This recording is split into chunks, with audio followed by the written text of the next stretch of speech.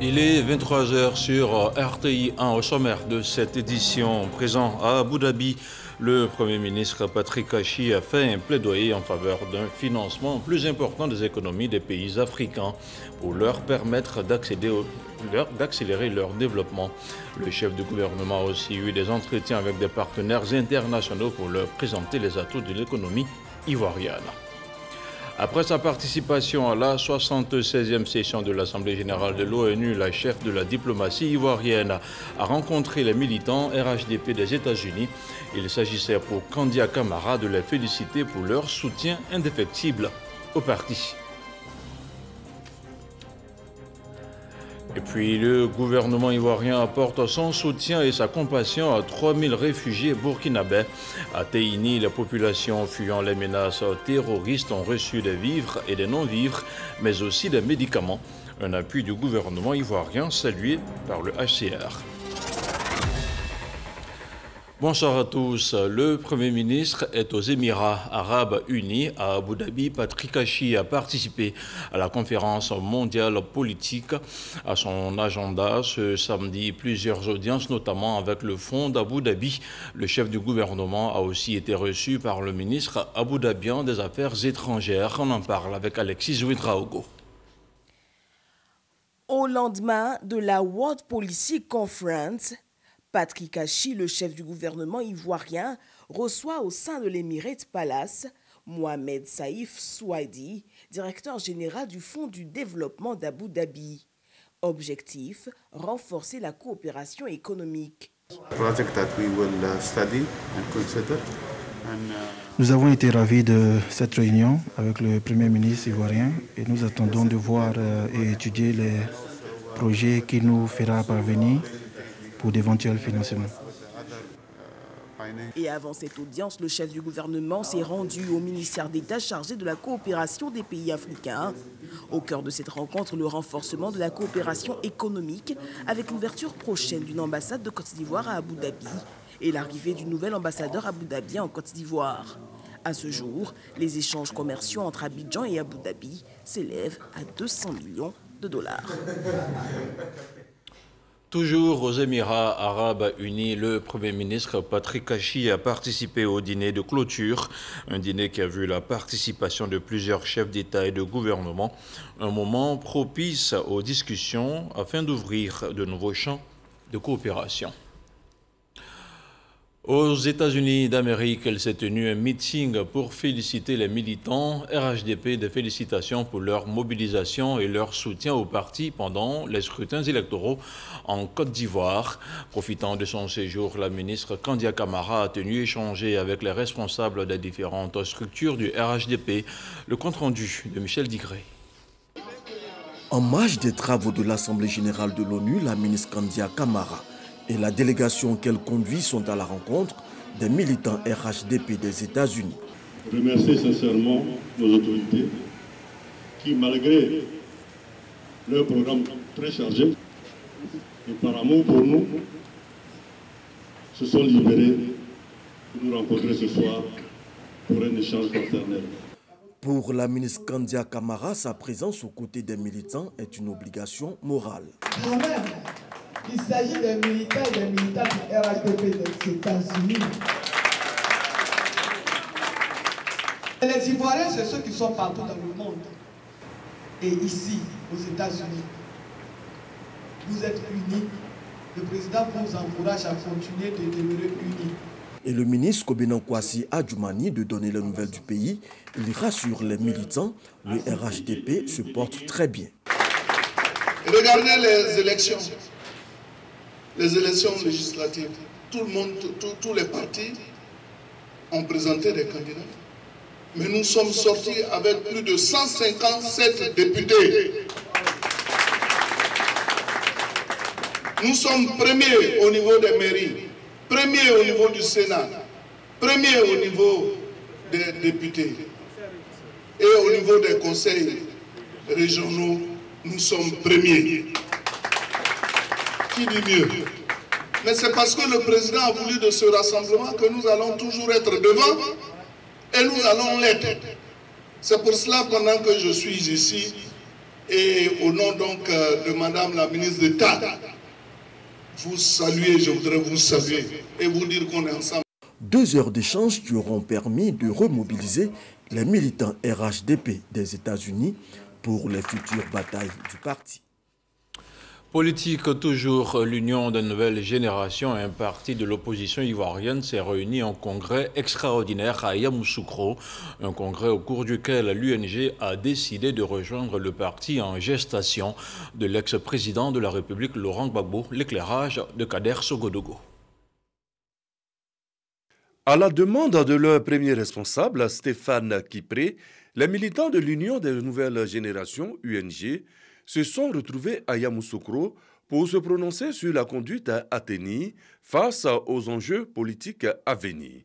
C'est donc sans hésitation aucune que ce parti d'opposition adopte son entrée dans le parti en gestation de l'ex-président de la République, Laurent Gbagbo. L'UNG porte sa force dans une nouvelle force politique. Il ne s'agit pas de disparaître, il s'agit de se mettre ensemble, d'apporter ce que nous avons fait pendant ces 14 ans sur une tribune plus large. C'était la suite logique de notre combat. On l'a dit, il est temps que les blocs idéologiques se mettent ensemble, vu les enjeux et les défis de la Côte d'Ivoire. Et nous allons apporter notre pierre à pouvoir ensemble bâtir cette nouvelle force politique qui sera la force nécessaire pour pouvoir sauver la Côte d'Ivoire. Voilà ce que nous avons décidé en toute responsabilité. Ils sont d'ailleurs félicités par un des responsables de ce parti à venir. Ma première réaction, c'est d'abord de féliciter l'UNG pour cette décision. J'étais venu regarder, donc voir et écouter. J'ai écouté, donc les hommes sont là et désormais je pense que le président Gbagbo prendra compte de tous ces hommes-là et il va bâtir un nouveau parti politique pour aller de l'avant.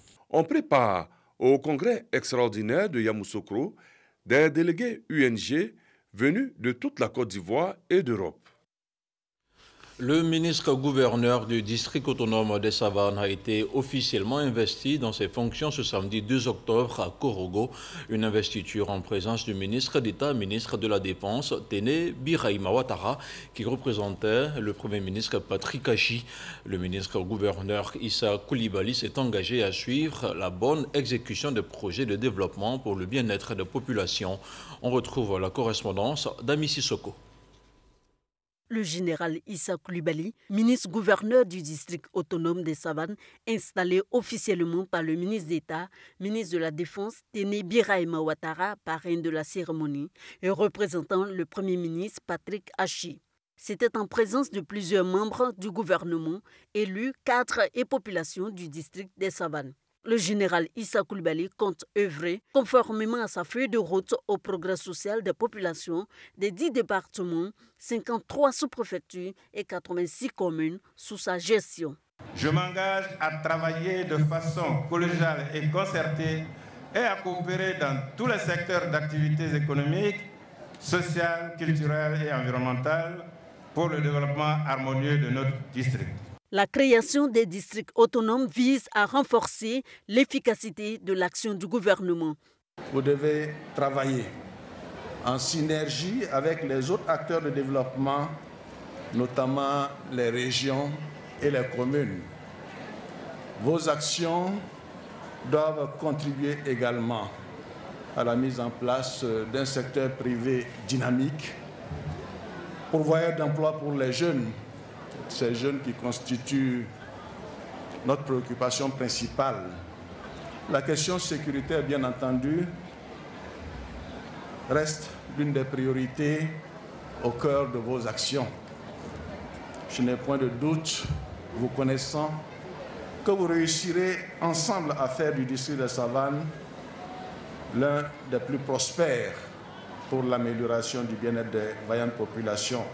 La cérémonie a été aussi marquée par la visite des locaux du district autonome des Savanes, situé au quartier résidentiel, non loin du mont Korogo. Avant l'entame de la cérémonie d'installation, le ministre d'État, ministre de la Défense, Téné Birahima Ouattara et le ministre-gouverneur Issa Coulibaly, accompagnés de plusieurs autres membres du gouvernement, ont procédé au dépôt d'une gerbe de fleurs au caveau du Premier ministre Amadou Gon Coulibaly au quartier Soba. L'ex-premier ministre avait pris une part active à l'élaboration des districts autonomes. Et de son côté, le ministre-gouverneur du district de la vallée du Bandama a quant à lui rencontré les grands commandements. Au menu de cet entretien, la mission et attribution du gouverneur du district. Jean-Claude Kwasi compte œuvrer dans un climat de paix et de cohésion sociale pour le développement du district de la vallée du Bandama. Le reportage de Kwadio Kwame.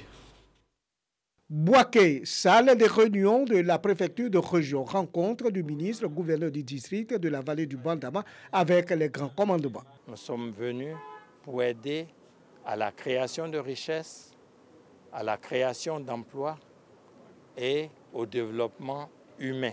Nous avons donc un rôle de coordination, un rôle de réglementation, un rôle de planification et que à la base de cette planification, il y a d'abord le schéma directeur du district. Aux éléments des forces de défense et de sécurité, Jean-Claude Kwasi a exhorté à garantir un pacte de sécurité pour le développement des régions de Bouaké et du Yambol. La sécurité permet la stabilité et la paix. La stabilité et la paix favorisent et facilitent le développement. Bonne nouvelle pour la population de Bouaké. La renaissance des établissements à Gonfreville. Nous rêvons encore de ce Gonfreville-là, mais nous savons qu'il y a la concurrence asiatique qui va faire en sorte que nous devrions mieux cibler ce que nous savons faire et ce que nous voulons faire de ce Gonfreville-là. Les différents livres blancs élaborés précédemment serviront d'éléments de base sur lesquels Jean-Claude Kwasi et son équipe s'appuieront pour travailler. Un mot de défense à présent. Les commandos parachutistes de Côte d'Ivoire ont célébré Saint-Michel. Les journées de commémoration lancées le 27 septembre dernier se sont achevées vendredi. Au premier bataillon de commandos parachutistes, les soldats ont renoué avec leur tradition. À Boussanogo. C'est la tradition. Les parachutistes du premier bataillon de commandos et de parachutistes d'Akwedo n'ont pas dérogé à la règle. Célébrer leur saint patron, Saint-Michel. Incarnation de la foi de cette unité d'élite, présentée comme l'archange de Dieu, porte-étendard des armées célestes qui engagea et défie le dragon, figuration de Satan. Une célébration qui a permis à ce bataillon de renouer avec les traditions parachutistes pendant 5 jours de festivités. Festivités qui a rassemblé 11 unités de la place d'Abidjan. Officiers, sous-officiers, militaires du rang du premier bataillon de commandos et de parachutistes. Il y a un an de cela, jour pour jour, à cette même place d'armes, ensemble nous avons pris l'engagement avec des échanges électoraux que certains qualifiaient à risque et approchaient, de toujours rester disponibles. Observateurs stricts du règlement militaire et d'une neutralité politique. Nous vous promettons de toujours remplir les missions à nous confier, vaille que vaille, tout en observant le règlement militaire. Les parachutistes ont été invités à s'inspirer de l'exemple de loyauté de leur saint patron. La Saint-Michel est inspirée de la religion catholique. Elle aiguise la foi en Dieu et exhorte à une conduite vertueuse qui fait du para un citoyen exemplaire, un homme de devoir. Cette piété induit la moralité et la bravoure du combattant pour mener toujours le bon combat. Le para sait que si le pire survient, il retournera auprès de Dieu de terre, qui le recevra dans son royaume céleste. Une démonstration des techniques d'intervention opérationnelle des hommes de cette unité d'élite, unique détentrice des traditions parachutistes en Côte d'Ivoire, a meublé cette commémoration qui a débuté le lundi 27 septembre par des activités socio-culturelles et sportives. Une opération de don de sang et une messe au sein du bataillon après un partage d'expériences avec certains de leurs dévanciers. Le premier bataillon de commando des parachutistes est une unité spécifique qui est généralement dédiée à l'engagement par la 3e dimension, tout en étant en mesure d'appuyer une manœuvre aéroterrestre par l'appui à la mise en terre, au renseignement et aux actions commando dans la profondeur. Le général Vagondo Diomandé et le ministre Belmondo Goïgne Lekaba étaient à Teini, dans le nord-est du pays. Les 3 membres du gouvernement sont allés apporter le réconfort de l'État aux réfugiés burkinabés présents sur le sol ivoirien. Je vous le disais en titre, des populations réfugiées qui ont fui les exactions des terroristes au Burkina Faso. Une visite au cours de laquelle le ministre de la Sécurité a exhorté la population à entretenir une étroite collaboration avec les forces de défense et de sécurité. Plus de détails avec Herman Yamia. Les villages frontaliers avec le Burkina Faso font face depuis plusieurs semaines à un flux significatif de réfugiés burkinabés fuyant les atrocités des terroristes. À ce jour, ils sont plus de 2600 disséminés dans des familles d'accueil dans plusieurs villages. La situation est inquiétante et ne peut laisser l'État indifférent. 3 ministres du gouvernement sont donc arrivés à Teini, les bras chargés de vivres et de non-vivres pour traduire la solidarité de l'État. Il s'agit d'un lot de médicaments de première nécessité d'une valeur de plus de 3 millions de francs CFA, de 25 tonnes de riz, 10 tonnes d'huile, 2100 boîtes de tomates, 2 tonnes de pâtes alimentaires, des non-vivres composés de 7200 morceaux de savon, 450 nattes et 100 bouilloires. Le tout estimé à 50 millions de francs CFA. Nous sommes venus dire aux populations de Teini qui ont bien voulu offrir un gîte, un couvert aux Burkinabés qui ont trouvé refuge sur cette terre de Teini, leur dire qu'elles ont tout le soutien du président de la République. Elles ont traduit en acte la vision du président de la République de faire de la Côte d'Ivoire une Côte d'Ivoire solidaire, rassurer ces populations qu'elles ne sont pas les oubliés de la nation, que le gouvernement est aux côtés de Teini. Les populations du Bonkani, particulièrement celles du département de Teini, sont reconnaissantes au chef de l'État pour la prompte réaction du gouvernement face à la situation sécuritaire que nous vivons. Le chef de la délégation ministérielle, le général Vagondo, a exhorté les populations à entretenir une franche collaboration avec les forces de défense afin de leur permettre de remplir leur mission avec efficacité. Faites en sorte que tout ce qui n'est pas habituel dans votre environnement puisse être rapporté d'une manière ou d'une autre, de façon à ce que les dispositions qui s'imposent soient prises pour garantir votre sécurité. Dans la même veine, je voudrais me tourner vers justement ces forces de défense et de sécurité. Votre comportement doit être de nature à faire des populations des complices, pas des adversaires. Vous devez rassurer les populations. Cette visite des membres du gouvernement a contribué fortement à rassurer les populations qui n'ont pas manqué de le dire. Sur un tout autre plan, on s'intéresse maintenant au point de la situation de la Covid-19.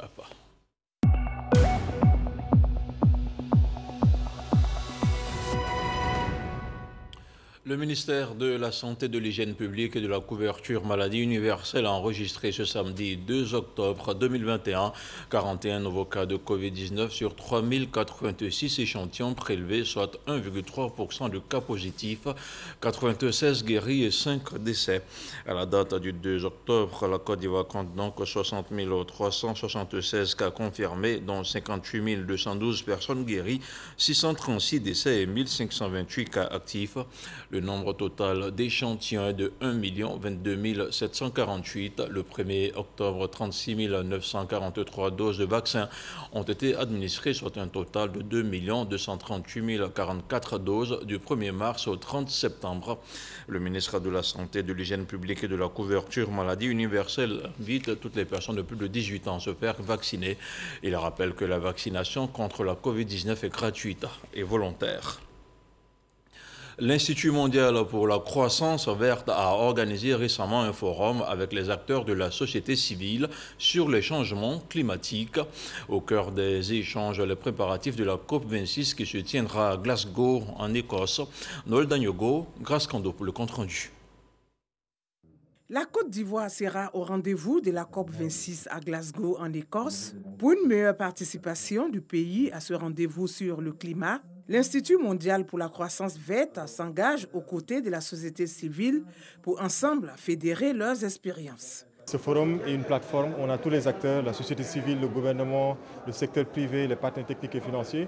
On va discuter sur les enjeux climatiques et quel est le positionnement que la Côte d'Ivoire doit avoir par rapport à la COP26 qui arrive. De Paris à Glasgow, quelle contribution et engagement pour les organisations de la société civile? Thème retenu pour cette rencontre. Les ONG qui s'informent, qui se forment, qui vont vers les communautés pour mettre en pratique tout ce qu'elles ont appris, faire en sorte que les communautés agissent dans les changements climatiques. Nous prenons l'agroécologie paysanne. Et en plus de l'agroécologie paysanne, nous luttons pour la promotion des énergies renouvelables. Je pense qu'aujourd'hui, nous ne pouvons pas parler de diminution des émissions de gaz à effet de serre sans parler des énergies renouvelables, sans parler de l'adaptation de l'agroécologie paysanne. Le ministre Jean-Luc Assy invite les acteurs de la société civile à être des porte-voix de la lutte contre les changements climatiques. Chers acteurs de la société civile, je voudrais saluer votre engagement aux côtés du gouvernement dans la lutte contre les changements climatiques. La Côte d'Ivoire est résolument lancée dans le processus de transition vers une croissance verte et inclusive. J'ose espérer que ce présent forum sera d'une grande utilité pour les organisations de la société civile afin que vous soyez de véritables ambassadeurs du climat à tous les niveaux de décision. Cette rencontre a été mise à profit par les acteurs de la société civile pour renouveler leur engagement face aux défis de ce phénomène pour une action climatique plus ambitieuse. On se rend maintenant à Yamoussoukro où se tient la 3e édition de la conférence des conservateurs des impôts de Côte d'Ivoire. Le défi du traitement diligent des requêtes relatives aux titres fonciers face au boom immobilier, c'est le thème de la rencontre. Il s'agit pour les participants d'améliorer leurs recettes grâce à un secteur en pleine croissance. Kader Sogodogo. Le secteur de l'immobilier connaît un net développement ces dernières décennies. Une situation qui amène les impôts de Côte d'Ivoire, à travers ses services de la conservation, à rechercher les voies et moyens pour améliorer ses revenus. La 3e conférence des conservateurs qui se tient à Yamoussoukro ne cache pas son ambition. Le défi du traitement diligent des requêtes relatives aux titres fonciers face au boom de l'immobilier. Un thème qui dévoile aisément l'objectif recherché. La Direction générale des impôts a sa vision. Le boom immobilier en Côte d'Ivoire, vous savez que nous sommes autour de 400 000 logements, un déficit de 400 000 logements en ce qui concerne la Côte d'Ivoire. Et ce déficit-là est en train d'être comblé avec plusieurs analyses, plusieurs réflexions avec les banques, avec les financements, avec le marché immobilier qui est en train d'être mis en place. Donc il est évident que le volume des titres fonciers va augmenter et avec les réformes sur les titrements massifs, il est évident que cela va augmenter. Et cela demande de notre part une autre façon de concevoir l'organisation, de revoir l'organisation, d'y travailler, d'y réfléchir, de sorte être à la hauteur des immenses espoirs qui sont placés sur nous. Il est bon de savoir que de 2013 au 31 juillet 2021, ce sont 321 848 titres fonciers contre 170 511 auparavant qui ont été traités. La hausse est de 88,75%. En 2020, après environ 7 années de résultats d'intense labeur, la Direction générale des impôts a dépassé ses objectifs avec un solde positif de 56,2 milliards de francs CFA. En 2021, ses responsables entendent maintenir le cap. La conservation jouera sa partition. Hors de la Côte d'Ivoire, 15 entrepreneurs culturels ouest-africains bénéficient du soutien d'un programme triennal de l'ACP Union européenne culture.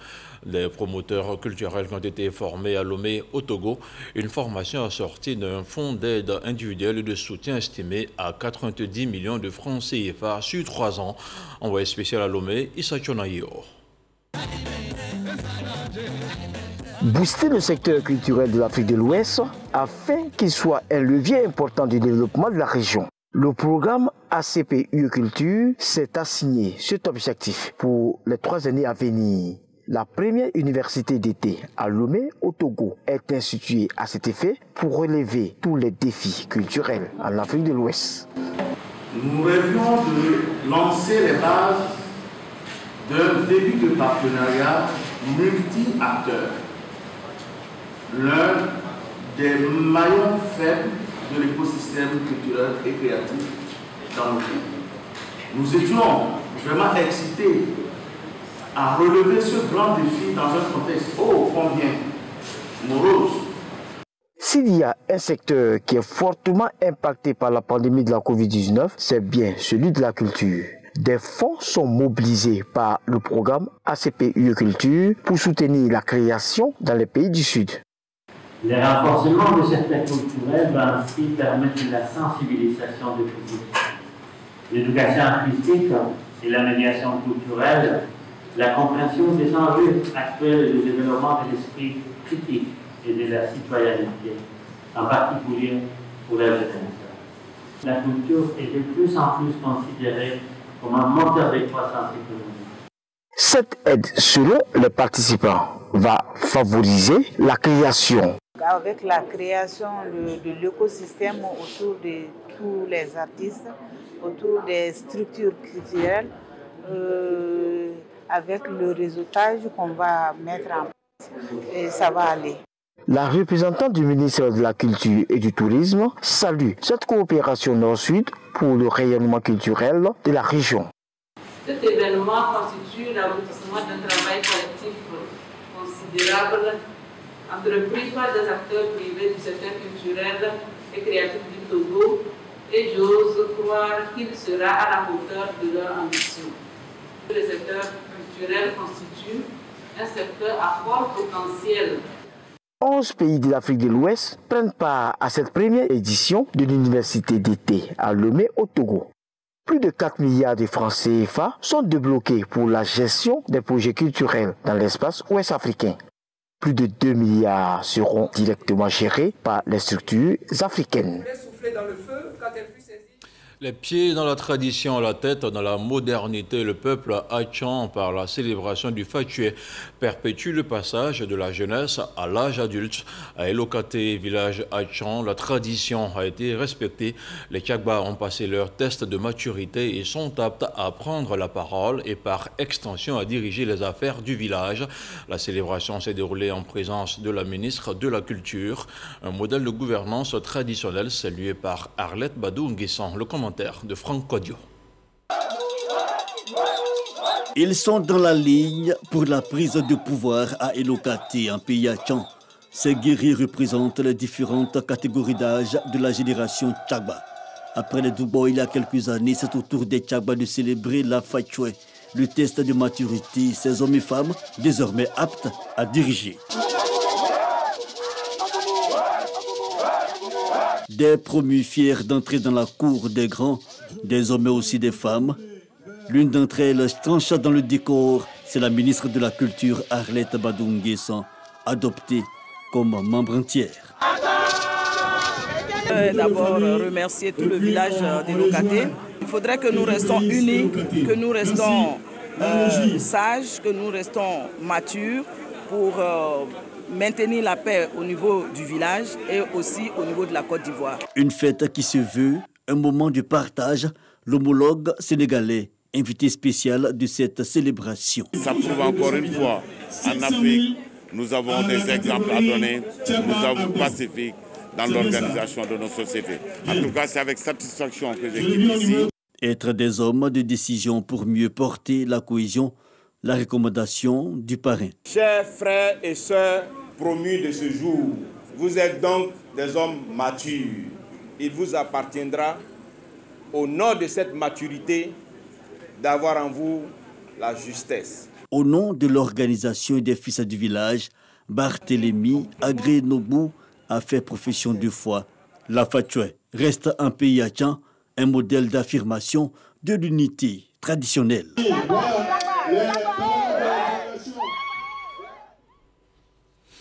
Et puis cette note de nécrologie, le ministre angolais des Relations extérieures, Tété Antonio, est arrivé à Abidjan vendredi 1er octobre suite au décès de l'ambassadeur de l'Angola en poste en Côte d'Ivoire.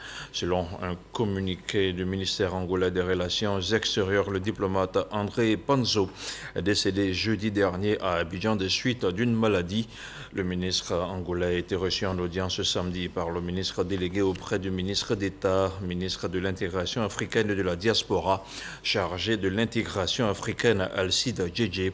L'ambassadeur André Panzo a pris officiellement fonction en Côte d'Ivoire le 6 novembre 2020, date à laquelle il avait présenté ses lettres de créance au chef de l'État, le président de la République, Alassane Ouattara. Et puis dans l'actualité hors de chez nous, près de 2,5 millions de Kenyans sont menacés par la famine d'ici aux prochaines semaines à cause de la sécheresse, alerte le PAM. Le programme alimentaire mondial appelle à une mobilisation urgente des donations. Après les inondations, l'invasion de criquets puis la pandémie de Covid-19, le Kenya a subi une sécheresse interminable qui met à mal les réserves d'eau potable, les cultures et les pâturages des troupeaux. C'est la principale ressource des comtés du nord et de l'est les plus touchés. Il n'a pratiquement pas plu dans cette région depuis un an. Et voilà, c'est tout pour cette édition d'information. Je vous remercie de l'avoir suivi. Restez surtout en notre compagnie sur RTI 1. Nos programmes continuent. Bonsoir et que la paix soit chez vous.